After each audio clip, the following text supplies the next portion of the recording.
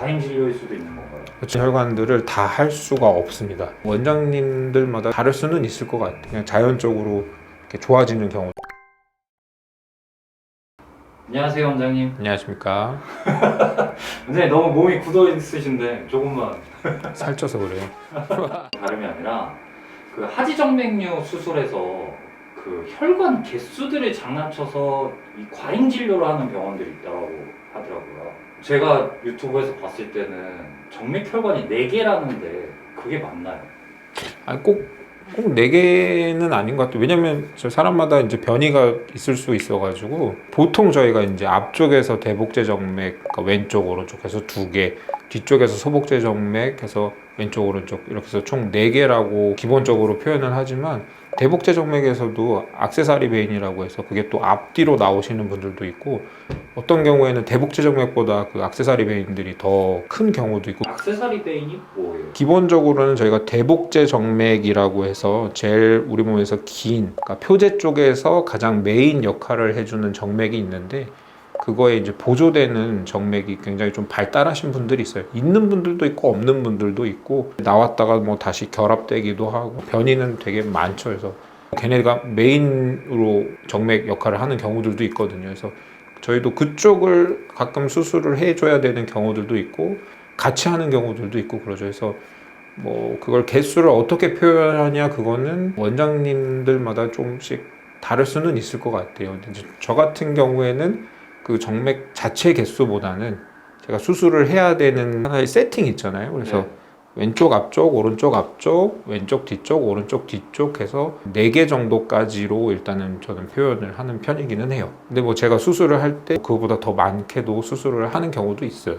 아, 그럼 막 혈관이 많다 막 이렇게 표현을 한다고 해서 그 원장님들이 잘못된 게 아니네요. 한 4군데를 하는데 뭐 수술 숫자는 8개를 한다 해서 뭐 그거를 막 2배씩 돈을 받거나 그러지 않는 이상은 그렇게 나쁜 거라고 저는 보지는 않습니다.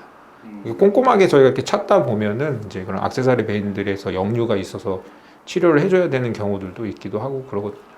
아, 그럼 정맥혈관도 또 종류가 따로 있는 거예요? 저희가 이름을 아예 못 붙이는 혈관들도 굉장히 많아요. 이거를 다 이름 붙이면은 너무 많아가지고. 근데 이제 기본적으로 공통된 직립보행하는 사람이라면 그 위치에 비슷한 혈관이 있다. 그리고 그게 좀 중요한 혈관이다. 그랬을 때 이제 저희가 거기다 이름을 붙이는 거지.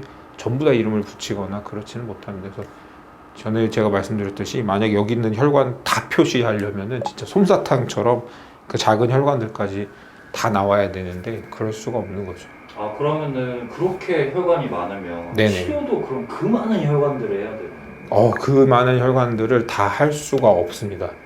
이제 저희가 보통 굵은 혈관들 같은 경우에는 수술적인 치료를 하고요. 네. 그다음에 이제 작은 혈관들 같은 경우에는 주사 경화 치료로 이렇게 치료를 하잖아요. 네. 주사 받을 굵기가 아무래도 있고 그러다 보니까 그거보다 작은 혈관들은 뭐 어떤 경우에는 저희가 초음파로 보기도 힘든 경우들도 있고 그래서 걔네들까지 다 치료를 할 수는 없어요. 하지정맥류가 진행이 되면 될수록 그런 작은 혈관들에까지 영향을 미칠 수 있기 때문에 좀 막아줘야 되는 거다 이렇게 보고 있죠. 그럼 그 막는 거가 네네. 큰 혈관들 위주로 막는 거예요? 일단은 큰 혈관부터 막아야 돼요. 물론 제일 큰 혈관은 저희가 건드릴 수 없기 때문에 거기는 보존을 해야 되지만 저희가 막아도 되는 혈관들 그것 중에서는 가장 큰 혈관부터 막아야지 작은 혈관부터 막으면 다른 혈관이 영향을 받기 때문에 일단은 영향을 주는 혈관들 중에서 치료가 가능한 애 중에서는 가장 굵은 애부터 치료를 하는 게 좋죠. 그래서 굵은 애를 먼저 치료를 하면 작은 혈관 같은 경우에는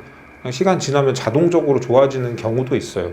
아, 그럼 경화 주사를 안 맞아도 좋아질 수도 있나요? 안 맞아도 좋아지는 경우도 있죠. 그래서 예전 같으면 이제 수술하고 나서 바로바로 경화 치료들을 많이 했었는데 네. 요즘 이제 트렌드는 굵은 혈관을 막아놓으면 어쨌든 저희 몸에서는 계속 이제 리모델링이 일어나거든요. 혈액들을 다른 쪽으로 돌려보내고 이러면서 혈류 흐름이나 이런 게 좋아지면 심지어 이렇게 막 튀어나왔던 혈관들도 그냥 자연적으로 이렇게 좋아지는 경우들, 그래서 경화 치료를 피할 수 있는 경우들이 생기기 때문에 지금은 예전만큼 그렇게 막 적극적으로 많이 경화 치료를 그렇게 하지는 않는 것 같아요. 오히려 그럼 막 다 막는 게 과잉 진료일 수도 있는 건가요? 그렇죠. 이게 예전에는 저희도 잘 몰랐기 때문에 막 다 막기도 하고 발거술이라고 해서 대복제 정맥을 전체적으로 긁어내는 거 말고 뒤쪽이나 뭐 이런 쪽에서 혈관이 울룩불룩 튀어나와 있는 애들을 수술적인 치료로 이제 끄집어내서 잘라주고 묶고 이런 수술들도 많이 하고 했었는데 점차 그런 수술들도 이제는 잘 안 하는 추세예요. 좀 시간을 두고 지켜보면 굵은 게 좀 얇아지고 그러면 이제 거기에 경화 치료를 하기도 하고 이제 논문에서도 그런 거 2달 정도 기다렸을 때 오히려 치료를 원하지 않는 환자들이 거의 대다수였다 뭐 이런 논문들도 있고 그러거든요. 그래서 저희도 좀 일단은 기다리는 편입니다.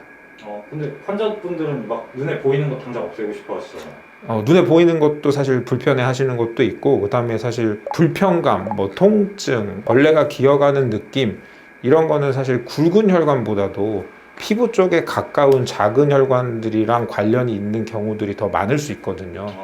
그래서 걔네들까지 해결이 다 안 되면 내가 그 비싼 돈 들여가면서 이렇게 수술까지 받았는데도 불구하고 증상이 다 안 없어지는 경우들도 있어요. 근데 그럼에도 불구하고 이거를 기다리면 이제 다른 경화 치료 이런 것 때문에 올 수 있는 그런 합병증들도 있잖아요. 이제 좀 딱딱하게 뭐가 만져진다든지 뭐 색소가 침착 이런 것까지 같이 막을 수 있는 데다가 필요 없는 혈관의 리모델링을 막아줄 수 있기 때문에 장기적으로 놓고 보면 그게 얻는 이득이 더 크기 때문에 좀 불편하시더라도 그렇게 하도록 좀 유도를 하고 있어요. 예, 알겠습니다, 원장님. 감사합니다. 네.